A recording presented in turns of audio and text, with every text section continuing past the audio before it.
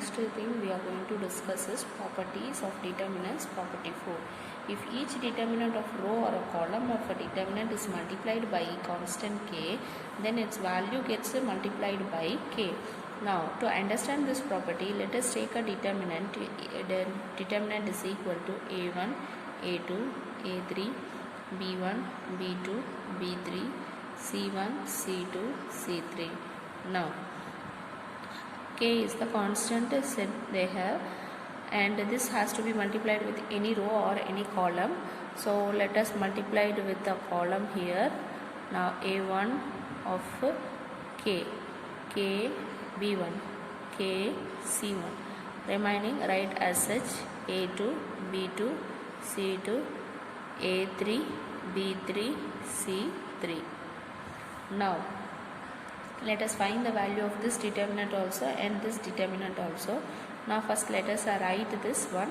Now determinant is equal to, see first place is plus sign, so plus a1 of, now multiply these two and this two, leave this row and column, so b2 c3 minus c2 b3. Next is minus sign, so minus a2 of, next leave this row and leave this column, so remaining 4, so here b1 c3 minus next c1 b3. Next this place is having plus sign, that is a3 of, now these leave this row, leave this column, only these 4 elements, that is b1 c2 minus next is c1 b2. Now this is the value of the determinant. Now let us find this value of determinant, whether it is multiplied by k or not, we have to check. Now determinant is equal to, take this one k a1 with the plus sign here. Now see, leave this row, leave this column, these 4 elements, that is b2 c3 minus c2 b3. Next this place with the minus sign, minus a2. Now leave this column and leave this row, remaining things we have to take k b1 c3 minus k c1 b3.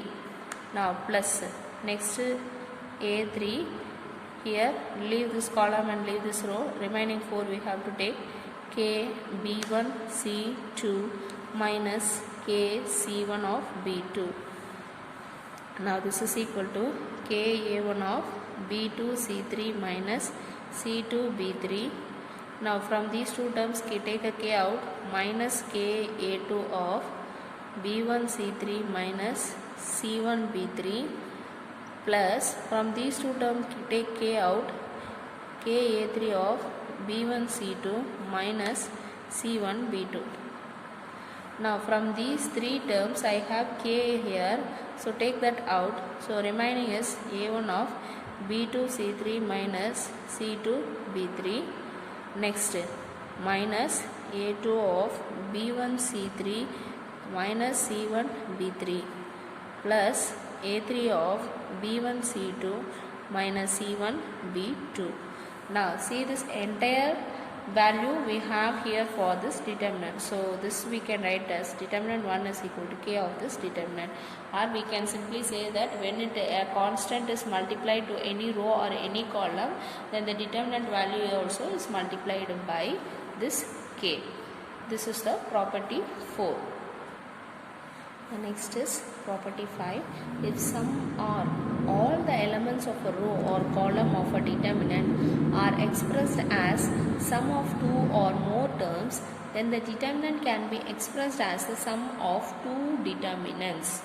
Now see here, the example for this one is sum or all elements. Here I have the first row as addition of 2 numbers here, or addition of 2 terms here. See here a1 plus lambda 1, a2 plus lambda 2, a3 plus lambda 3. If it is so, b1, b2, b3, c1, c2, c3 is there, means then this 2 we can split it as a1, a2, a3, b1, b2, b3, c1, c2, c3 plus of this term, take it as a next determinant lambda 1, lambda 2, lambda 3. B1, B2, B3, C1, C2, C3. These two are common for both the determinant. This B1, B2, B3, C1, C2, C3 is common for both the things. This addition we have splitted here.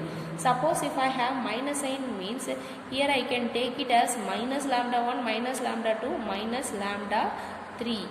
With the plus sign, this can be written as sum of two determinants. This is one separate determinant, this is another separate determinant. Now for these I can find the value of determinant separately. For this I can find the value, and then if I add up, then that will be the value of this given determinant. That is property 5.